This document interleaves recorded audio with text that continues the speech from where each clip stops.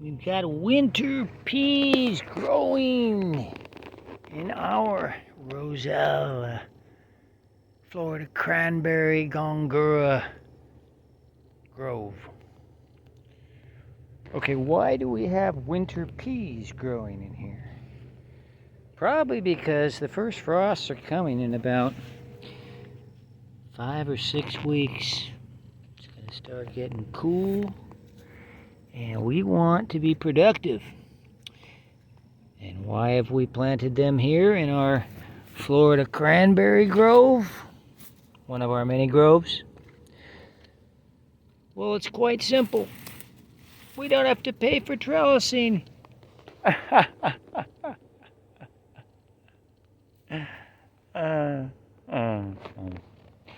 Okay, so we have planted the winter peas at the bases of all of these wonderful fibrous stalks, which grow up and out and all over the place. And as the flowers come out, which we're picking today, it's a flower harvest today, and the fruits get heavier and heavier on the stalks, we see them lying down like they're already doing some of these.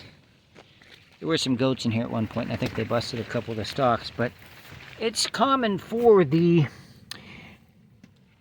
Florida cranberry plant to lie down with massive fruits taking over the vines like these big ones here and weighting down the stalks, and they will lie down like they're doing right here. So we all know that peas like horizontal structure.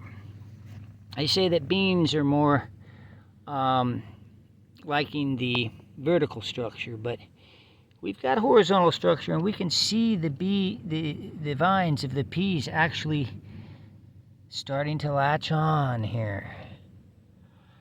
So they got plenty of time, and their time is coming because it's still hot. But as it cools down, those peas that are able to thrive down to 0 degrees Fahrenheit, they say, they will continue to grow and trellis up these plants. Because keep in mind that these plants, these hibiscus plants, these are going to be completely barren, nothing but stalk in about 4 to 6 weeks.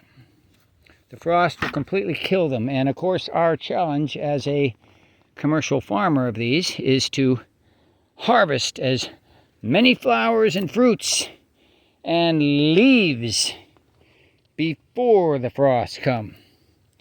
Now, you can never say when the frosts are actually going to be here. Last year it was November 1st, and then it didn't frost again for another 3 weeks or something, so it was a freak early frost, and that really messed with the productivity, folks.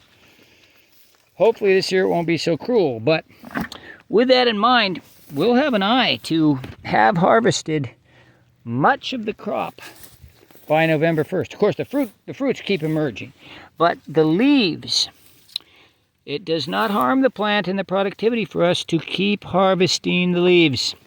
Plus, it lets more light in for more fruit growth and flowers and fruits. It lets light in for these peas. Look at these peas. Yeah, this is just a couple weeks of growth, folks. Wow, we are just very optimistic about peas. It's our first big year for winter peas, and we're planting them like crazy all over the place, but we've got more to do. We don't get complacent here. We're ambitious. So anyways, I'm continuing harvesting the flowers that have already opened and then closed. You never harvest them before they open. You harvest them, of course, after they've closed up and they're in the process of falling off.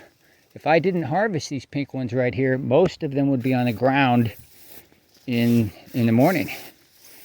And we gotta harvest them essentially every day.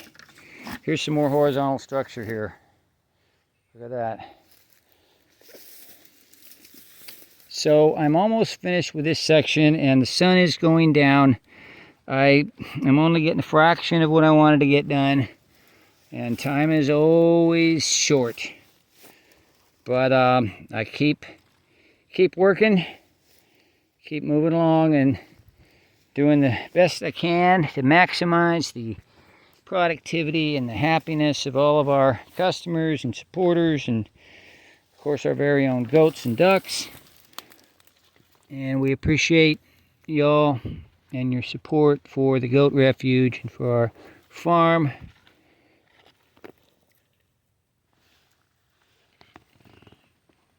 And we will chat with you a little later on.